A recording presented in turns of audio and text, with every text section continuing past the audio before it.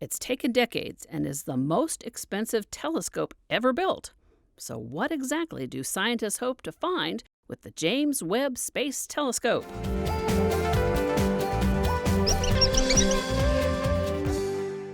Telescopes on Earth have helped us observe the stars, but the Earth's atmosphere can distort or limit what we can see. So in 1990, we launched the Hubble telescope. It's captured images deep in space. But because it's in low Earth orbit, it too has some limits on what it can view. So in 1996, scientists from NASA, the European Space Agency, and the Canadian Space Agency decided to build the next generation telescope, now called the James Webb Space Telescope, or JWST. They wanted that telescope to capture infrared light. Maurice Leplot is a systems engineer on the James Webb Space Telescope project. Space itself basically expanded. And that basically also means that the wavelength of the light got longer. And as such, light that was originally emitted as visual light, light that you and I can see with our human eyes, that light became infrared light. And in order to measure it, we cannot really use the current observatories. We need an observatory that is really optimized for this particular part of the wavelength range, and that's an infrared observatory. So engineers began building the telescope, designing step by step while solving a whole bunch of problems. First, the light waves coming from the farthest reaches of the universe would be very dim. In order to catch that very dim light, the telescope would need a very big mirror. The mirror on the James Webb Space Telescope is made up of 18 panels and is more than 21 feet across.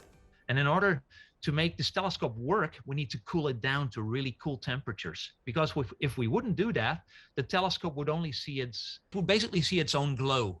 It would see itself glowing, and we don't want that. So therefore, we cool it down.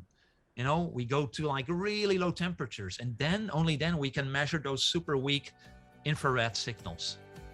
How cold? How about minus 450 degrees Fahrenheit, colder than the surface of Pluto? To keep the cold side of the telescope really cold, the telescope uses a giant heat shield. The shield is about the size of a giant tennis court and keeps the sun and heat from the Earth and other space objects away from the telescope. This heat shield needed to be light, durable, and like all other parts of the telescope, had to do one other thing. So it's so big that it doesn't fit in even the world's largest rockets. So it needs to be folded up. And then in space, it will unfold itself, like a gigantic piece of origami. The James Webb Space Telescope was launched on December 25, 2021, and spent its first 30 days unfolding and traveling to where it will orbit the Earth. We're sending it to this place called the second Lagrangian point, which is about 1 million miles away from the Earth, which is similar to 4 times the distance from the Earth to the Moon. So it's really, really, really far away. And we do that mainly for thermal reasons. We need to be far away from the Earth, far away from the sun. And that's what we do by sending it to the second Lagrangian point. Once in place, and after a several-month testing period, the James Webb Space Telescope should start sending back images. We want to look at the really early universe, so that's going to be super exciting. This is like uncharted terrain. We've never done that. It's going to be the first time that we'll see that. So I'm super interested in those first results. Leplot explains that because light travels at a finite speed, the speed of light, looking at images so far away is kind of like looking back in time. So when I'm looking at the sun, it's basically, I'm looking at the sun how it was like 8 minutes ago, because the light takes some time to get to my eyes.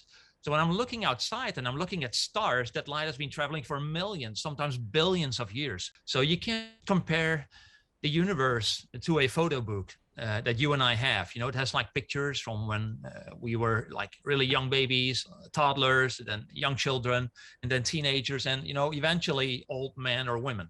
With Hubble, we've looked really, really deep into the universe. So we've looked very far back in time, really billions and billions of years. But if we go back to that comparison of the photo book, we haven't quite seen those baby pictures, those toddler pictures. We've seen all the pictures, when the universe was a little older, but we've never seen the universe at a very young stage. And that's exactly what Webb's going to do. Unlike the Hubble telescope, if anything goes wrong, the James Webb Space Telescope is so far out in space that we can't repair it.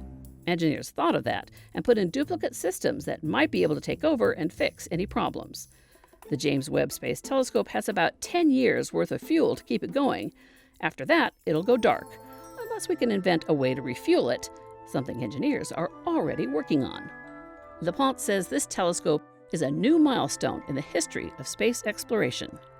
And I'm also super excited about what we're going to do regarding these exoplanets. Maybe we'll find planets that somehow are like similar to Earth. Maybe we find atmospheres that have like a similar molecular composition. Who knows?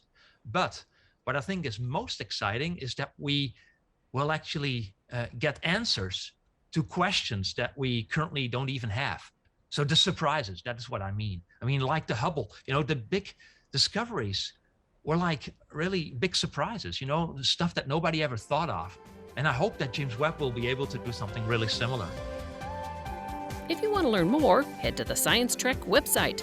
You'll find facts, links, games, material for educators and parents, and much more. You'll find it all at sciencetrek.org.